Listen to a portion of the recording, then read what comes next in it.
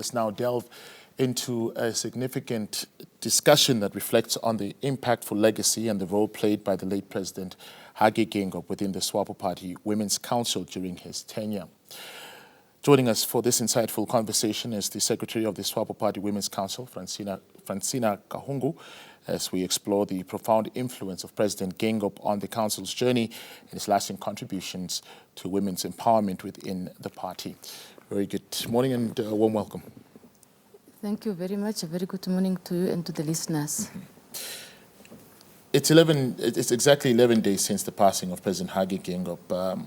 Let's perhaps revisit the 4th of February. How did you receive the news and how did it make you feel at that moment in time? As I appreciate the opportunity to be here, allow me to respond by taking you back on what Swapo Party Women's Council leadership did. I'm referring to the good wishes message we wrote on the 22nd of January 2024. This message was delivered by myself at the famous Casa Rosalia, and upon arrival at the gate or the entrance, the officer asked me if I would like to see His Excellency. I said, no, there is no need. I am just happy that I am around. Allow me to just highlight what we put there. After greetings, and we indicate to the statement on the health of President Dr. Hage Geingob. After greetings, we said, Comrade President, regarding the illness, it is human nature to develop such complications, and the medical personnel are aware on how to deal with the same. In such a circumstance, you need to accept and adhere to the advice of your medical team. In short, I just wrote, I said, Swapo Party Women's Council in this regard is wishing you peace, health, and calmness during this period. And I signed the message on behalf of Swapo Party Women's Council.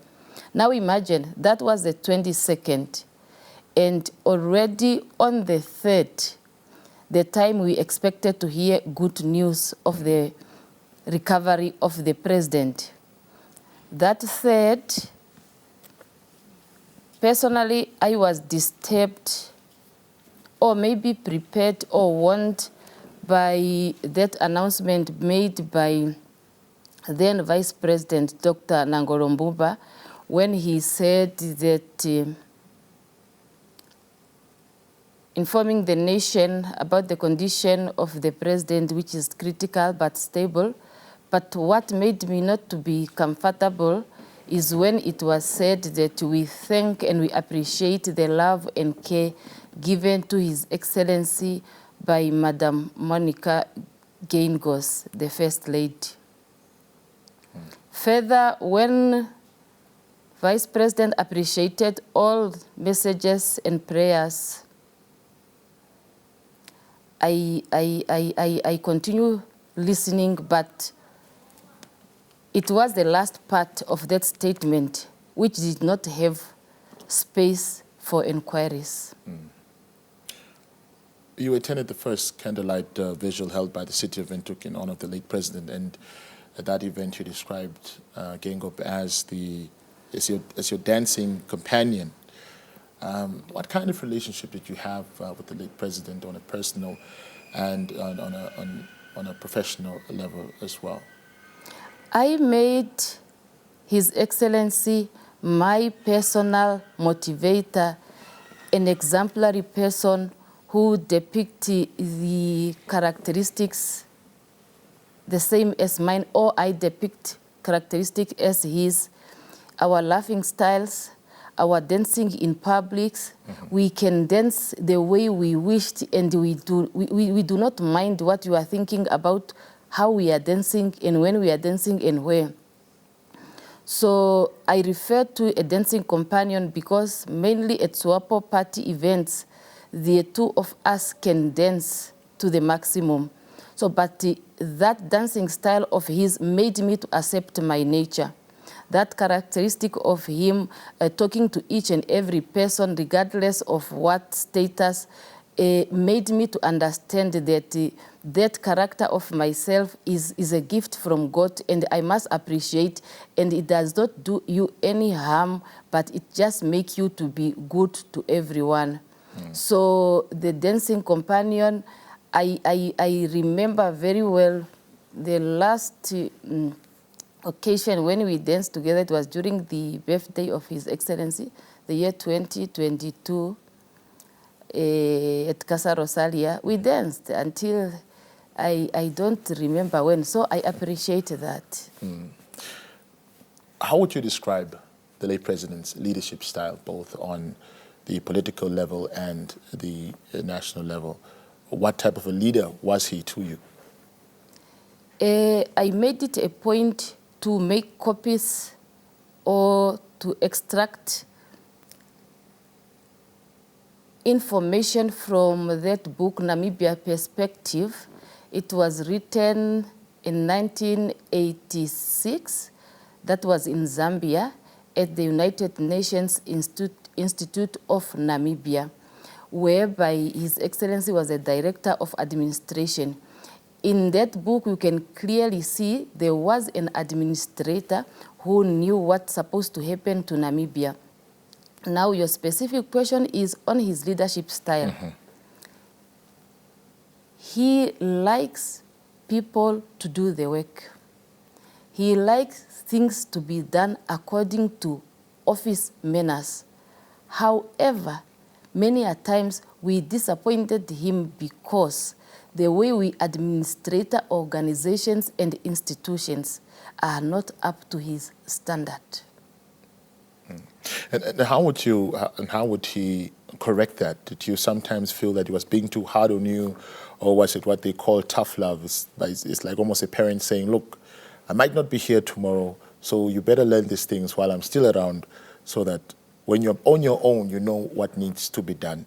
What was his style of correcting what he considered was not well done? Let's start with the social interaction with people. Knowing very well that you are put to where you are by the people, you need to go back to them and you need to strengthen that relationship.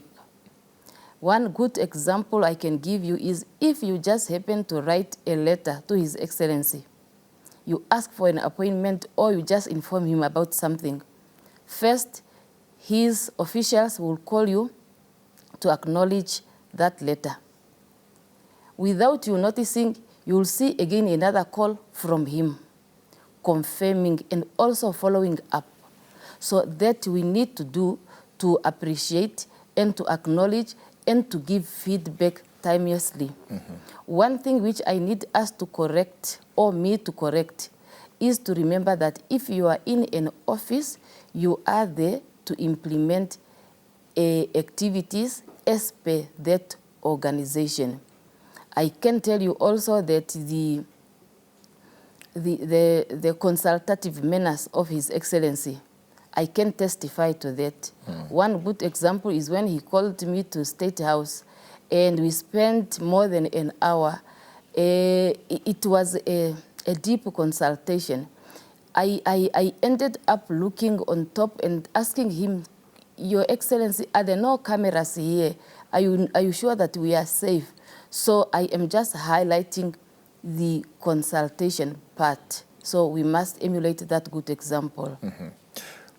When you look at where Namibia is in the world, when it comes to gender equality, it is a shining example. If you look at the composition of our parliament, if you look at the amount of women, whether it's in political office or in corporate Namibia, that are sitting in high office, we are high up there. And what I want to find out from you is, how did the late president still encourage the empowerment of women, especially within the Swapo party and, of course, in government as well?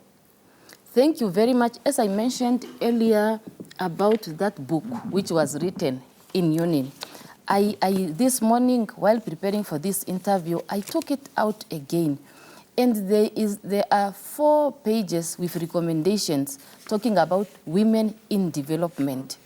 One of the recommendations talks about women should be encouraged to take a role in the administration hierarchy, the government should make a regular review of flows and structures of women and men in various types of decisions, taking and influencing positions at various levels.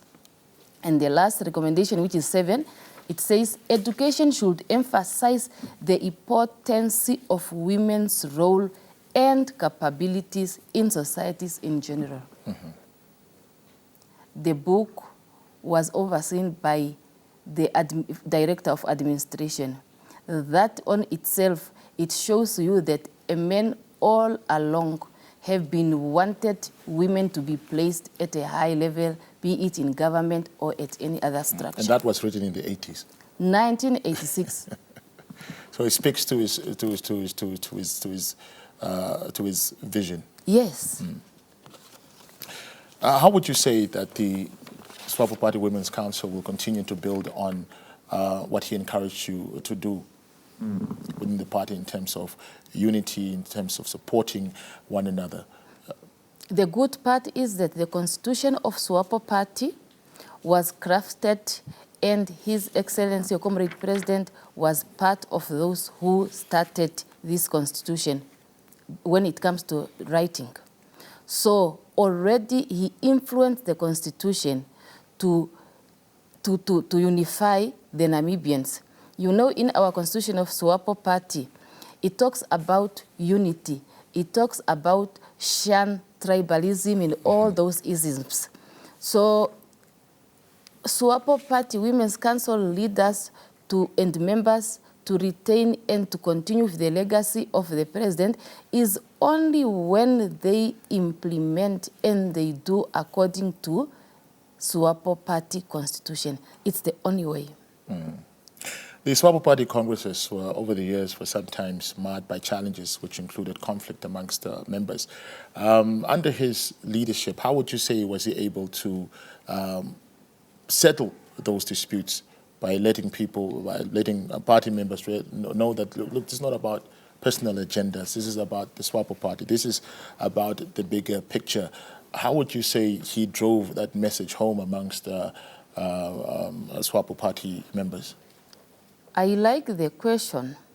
It allows me to inform every listener that the good part of Comrade President Dr. Hage Geingob is that when things are getting tough, when the discussion is getting like at another level, he will then allow all those who would like to contribute to do so with pleasure. And he will listen to all contributions without stopping. Mm-hmm. Only to realize later that he was doing his research, he was doing his survey, he was listening, he was composing his answers from all contributors. That is when, if the decision has to be made, he will just come up with a good decision which will be good to many people. Allow me to give you one example which I like. It happened the Congress of 2022, the 7th Congress. At that Congress, delegates and non-delegates to the Congress were thinking that Comrade Jerry Ekanjo would be nominated from the floor. And that made people to be like not sure what is going to happen. And Comrade Jerry Ekanjo himself was also not happy with the accusation. It was during lunchtime when we sat together at one table with Comrade Jerry. He started now talking to me about, did you hear? People are saying I'm going to be nominated from the floor.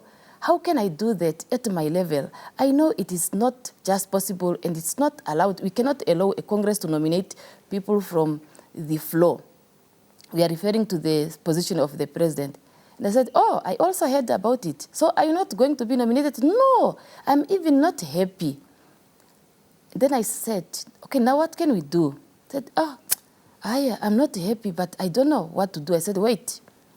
What we are going to do now is to approach the president's aide. I will tell that person that you would like to go and talk to the president so that you can just confirm to him that you are not going to be nominated from the floor. Is that fine, Comrade Kanjo? He said, yes, please. Oh, I would be happy if you can do that. Me, without wasting time, I stood up, I called the assistant of the president. He came, I told him, what is that we want to do? No, first I called one comrade who have a legal opinion to give us the legal opinion. Then we called one, he said, no, I'm going to send one of the president assistants to here. That gentleman came, I told him, we have a problem here. Comrade Kanjo is not happy that he's being accused of disrupting the Congress. He wants to tell the president that he's not going to be nominated from the floor. President must be assured. Then he said, are you sure? This one now. Yes, yes, I'm sure. So please make it a point that Comrade Kanjo get an opportunity now, while it's lunchtime, to see the president. Without wasting time, that person went upstairs to where the president was. A few seconds, he came back, said, Comrade Kanjo, president would like to see you. So, and then after lunch, we went back. I don't know how they did it. Then Comrade Kanjo was given an opportunity to talk. And he said, I want to make it very clear, after he contributed, of course, what he wanted to contribute. But I want to make it very clear. These things of you people saying I want to be nominated from the floor, please, even if you are willing to nominate me, don't do it, because I'm not going to accept it. So from there, now people started dancing, singing, urulating. So it's one of the good examples I can give. Thank you. Mr. Kahungu, thank you once again for coming here to share your very personal moments with the late president and how he has impacted your life. And not only that, but also that of the Swapo Women's Council. And wish you all the best through this very difficult time, and the rest of the members as well. Thank you so much. Thank you very much. Allow me to express condolences to everyone. Briefly. I have a special message to those who are very close to the family of the president. I observed that people have been taking videos and things for the president, and all along I have been saying in my heart, I wish the president can just make a documentary about his life, and then the world now and in the future will continue watching. Thank you. Thank you. Please do so. Thank you so much.